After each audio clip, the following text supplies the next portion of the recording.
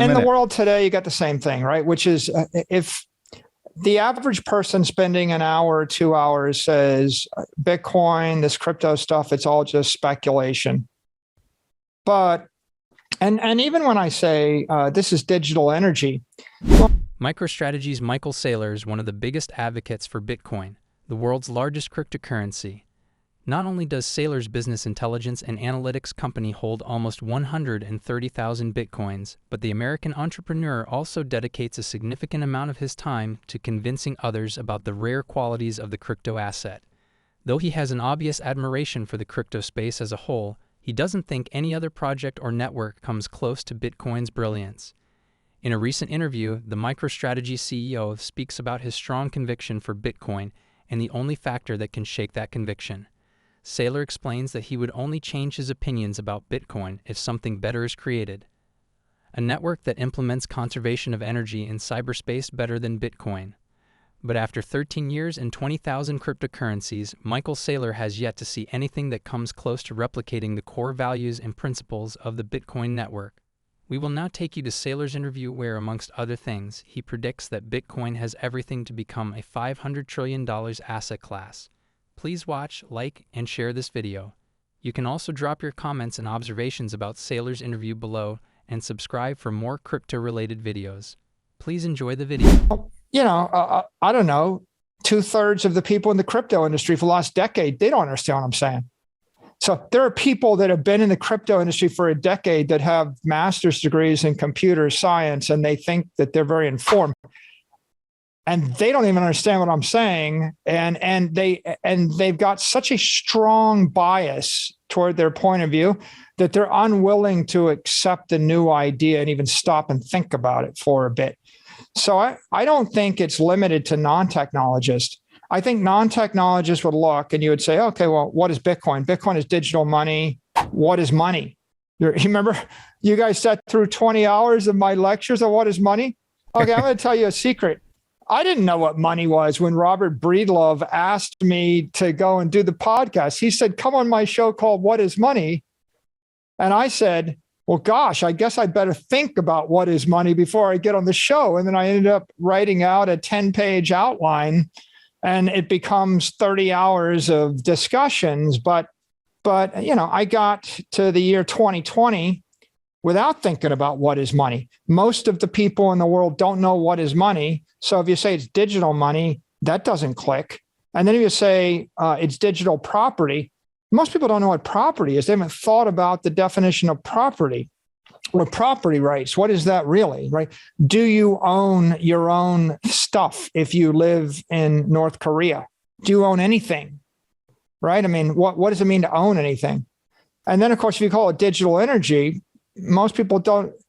Well, they're like, oh, no, it's not energy. You can't run a car on it. But then they haven't thought about what is a digital map or digital music or digital communications or digital relationship. And I had the advantage a little bit of that because if you read the mobile wave is about what happens when you have digital maps, digital relationships. And the only difference is all that digital information is non-conservative. And the whole point of money is energy, economic energy, and therefore, i.e. conservative. And so when Satoshi invented something that allowed you to transfer value from two parties without an intermediary, not only did Satoshi invent the ability to transfer energy in cyberspace, Satoshi invented the ability to manifest energy in cyberspace, something conservative.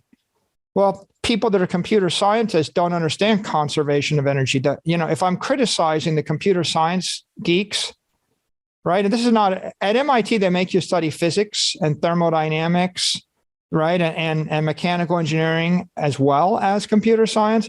But if all you did was study computer science and you never studied physics and thermodynamics and mechanical and aeronautical engineering, then you're lulled into this false sense of security where you think you can just make any rule and do anything because there's no conservation of energy. The reason that aeronautical engineering is a really good grounding to understand what money is or what crypto should be or what Bitcoin should be is aeronautical engineering is like the ultimate systems engineering discipline. You have to master computer science, computer engineering, mechanical engineering, metallurgy. You have to master chemical engineering, electrical engineering, control systems. You have to master ocean engineering, fluid dynamics, propulsion, all of these things, which are highly inconvenient for a computer scientist. So I guess what I'd say is, I think most people that grew up in the crypto industry, they only know enough to hurt themselves. I think most people that aren't technologists, they only know enough to hurt themselves.